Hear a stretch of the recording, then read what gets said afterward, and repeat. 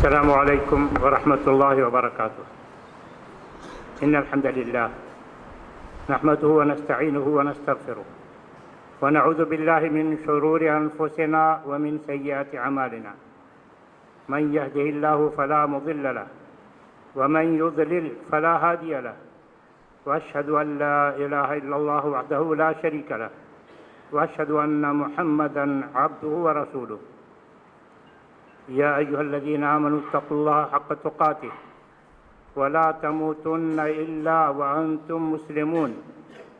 يا أيها الناس اتقوا ربكم الذي خلقكم من نفس واحدة وخلق منها زوجها وبث منهما رجالا كثيرا ونساء، واتقوا الله الذي تساءلون به والأرحام إن الله كان عليكم رقيبا.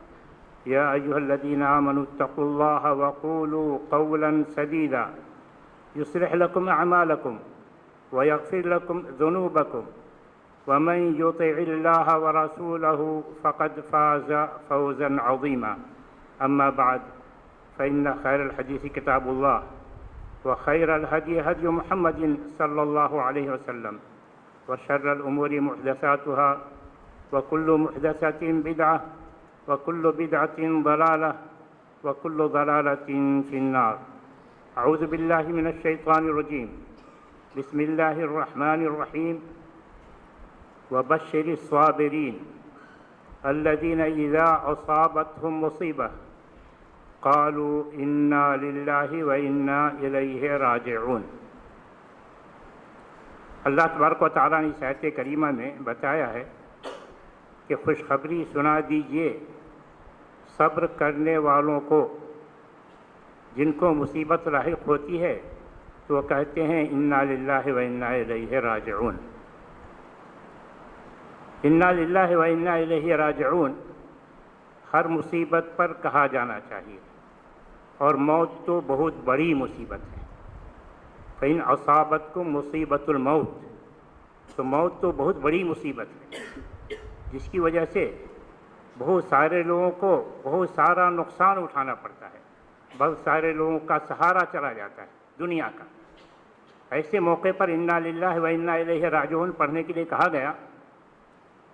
اور مزید رسول اکرم صلی اللہ علیہ وسلم نے فرمایا کہ اگر کسی شخص کو مصیبت لاحق ہو اور انا للہ و انا الیہ راجعون پڑھے اور کہے اللہم آجرنی فی مصیبتی واخلف لی خیرا منہا، تو اللہ تبارک و تعالی اسے نعم البدل عطا فرماتا ہے.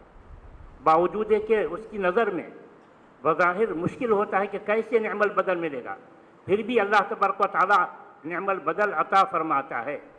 چنانچہ ام سلمہ رضی اللہ عنہا کہتی ہیں کہ رسول اکرم صلی اللہ علیہ وسلم سے میں نے یہ حدیث سنی تھی جب ابو سلمہ کا انتقال ہوا، یعنی ان کے شوہر کا انتقال ہوا، تو انہوں نے رسول اکرم صلی اللہ علیہ وسلم کی اس نصیحت پر عمل کیا. دل کو اطمینان نہیں تھا کہ کیسے ابو سلمہ کا کوئی بدل ملے گا. یہ تو وہ پہلا گھرانہ ہے جس نے مکہ سے اللہ کے رسول کی جانب ہجرت کی، اس سے بہتر شوہر ہمیں کون ملے گا. بظاہر ان کے لیے مشکل تھا، ممکن نہیں تھا، پھر بھی اللہ کے قول، رسول اللہ صلی اللہ علیہ وسلم کے قول پر اعتماد کرتے ہوئے انہوں نے پڑھا اور انتظار میں بیٹھی رہیں کہ کیسے یہ ہمارا عمل پورا ہوتا ہے، کیسے ہمارا مقصد پورا ہوتا ہے. دیکھا ام سلمہ رضی اللہ عنہ کہتی ہیں کہ اس پر عمل کرنے کا فائدہ یہ ہوا کہ اللہ تعالیٰ نے نعم البدل مجھے رسول اللہ صلی اللہ علیہ وسلم عطا کیا، آپ سے میرا نکاح ہوا. تو یہ وقت استاد الاساتذہ، ہمارے بھی استاد مولانا حفیظ الرحمن اعظمی رحمہ اللہ کی وفات سب کے لیے بہت ہی تکلیف کا باعث، بڑی مصیبت ہے. مگر ہم اس ورد کو جاری رکھیں، اللہم آجرنی فی مصیبتی واخلف لی خیرا منہا. اللہ تبارک و تعالیٰ کو اس بات پر قدرت ہے کہ ان سے بھی اچھا آدمی عطا فرمائے، جو بظاہر ہمیں مشکل نظر آ رہا ہے، مگر پھر بھی اللہ تعالیٰ کو قدرت ہے. ولیس ذلک علی اللہ بعزیز. یہ مجلس ماتم نہیں، جیسا کہ آپ عنوان سے سمجھ گئے ہوں کہ ایک تأثراتی مجلس ہے، اس لیے ہم مقررین حضرات سے درخواست کریں گے کہ آپ کی تقریر کا انداز اور اسلوب ایسا نہ ہو جس میں روئے اور رلایا جائے، یہ تأثراتی ہے۔ آپ ان کی خوبیاں اس انداز میں بیان کریں گے کہ سننے والے ان خوبیوں کو اپنانے کی کوشش کریں، ارادہ کر کے جائیں کہ یہ خوبی ہمارے اندر بھی پیدا کرنی ہے، تو پھر یہ ان کی خوبیاں اس قبیل میں داخل ہو جائیں گی، من سن سنۃ حسنۃ فلہ اجرھا واجر من عمل بها الی یوم القیامہ۔ استاد محترم کی بڑی خوبیاں تھیں، یعنی اللہ تبارک و تعالیٰ نے علم و عمل سے خوب نوازا تھا، خوب نوازا تھا۔ میں خود اپنی بات کر رہا ہوں کہ سن 71 میں یہاں آیا، اسی سال ہمارے والد کی وفات ہوئی۔ ہمارے بھائی نے احمدیہ سلفیہ دربھنگا میں میرا داخلہ کرا دیا کہ اب مت جاؤ، بہت دور ہے۔ ہمیں بڑی پریشانی ہوئی، 15 دن میں وہاں رہا، مگر دل کو اطمینان نہیں ہوا۔ جامعہ کی محبت اور خصوصی طور سے ان کی محبت ہمیں کھینچ لائی، تو دیکھیے کتنا اثر تھا ان کا اپنے طلباء پر، اپنے تلامذہ پر، اور میں سمجھتا ہوں آخری وقت تک یہ اثر ان کا باقی رہا۔ اب بھی جو لوگ ہیں الحمدللہ متاثر ہیں اور ان کے لیے سب کچھ نچھاور کرنے کے لیے تیار ہیں۔ بسا اوقات یہ ہوا کہ بعض تلامذہ میں سے انہوں نے ایسا مشورہ دیا کہ ان کو اب آرام کرنا چاہیے، ان کے آرام کی وہ الگ سے ایسے مشورے دیتے تھے جو ان کے لیے قابل عمل نہیں تھا۔ انہوں نے کہا کہ نہیں، ہم تو جامعہ میں رہیں گے، اور رہے، اور آخری دم تک رہے الحمدللہ۔ ان کی خوبیوں میں سے اپنائیت، کہ سب کو اپنا بنا لیتے تھے، اپنا گرویدہ بنا لیتے تھے، خواہ معاملہ اساتذہ کا ہو، معاملہ طلباء کا ہو۔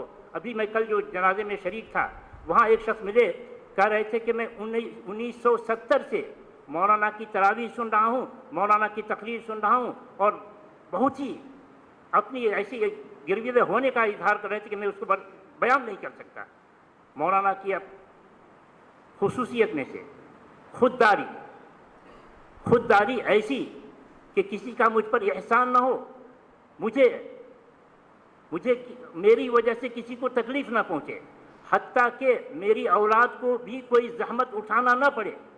باہر کے لوگ بہت سارے لوگ یہ سمجھتے رہے ہوں گے کہ ان کی اولاد ان پر توجہ نہیں دے رہی ہے، مگر ان کی اولاد تو پوچھتی تھی کہ ہمارے والد ہم کو خدمت کا موقع کیوں نہیں دیتے، مگر وہ کہتے کہ ہمیں اپنے بل پر جینے دو، اپنی اولاد سے کہتے کہ ہمیں اپنے بل پر جینے دو، اور اللہ تعالیٰ نے ان کی یہ تمنا باقی رکھی اور آخری دم تک اپنے بل پر جیتے رہے۔ جب ان کو خبر دی گئی کہ آپ کے اندر یہ بیماری ہے، مہلک بیماری ہے، اس خبر کو سن کر وہ پریشان نہیں ہوئے۔ عیادت کرنے والوں نے بتایا کہ ان کے چہرے پر خوشی تھی کہ اب ملاقات کا وقت آ گیا ہے، اب ملاقات کا وقت آ گیا ہے۔ چنانچہ عیادت کرنے والوں سے کہا کہ دعا کرو، اللہ تعالیٰ خیر کا معاملہ جلد فرمائے۔ اللہ تعالیٰ نے دعا قبول کی، بہت زیادہ انتظار نہیں کرنا پڑا۔ اس پر یہ حدیث ہمیں یاد آتی ہے، من احب لقاء اللہ احب اللہ لقاءہ۔ وہ تمنا کرتے تھے کہ ہماری ملاقات کب اللہ سے ہے، اللہ سے ہو۔ اللہ نے ان کی تمنا اور دعا سن لی اور جلد ان کی ملاقات ہو گئی۔ اللہ تبارک و تعالیٰ ابھی آنے والے بہت ساری خوبیاں بیان کریں گے، میں اس پر بس کرتا ہوں۔ اللہ تعالیٰ سے دعا ہے کہ اللہ تبارک و تعالیٰ ان کی مغفرت فرمائے، انہیں جنت الفردوس میں جگہ عطا فرمائے، اور ہم تمام لوگوں کو ہماری ملاقات ان سے جنت الفردوس میں عطا فرمائے، کہ اللہ تعالیٰ نے کہا والذین آمنوا واتبعتهم ذریتهم بایمان الحقنا بهم ذریتهم۔ اللہ تعالیٰ ہم سب کو اس آیت کا مصداق بنائے، آمین۔ والسلام علیکم ورحمۃ اللہ وبرکاتہ۔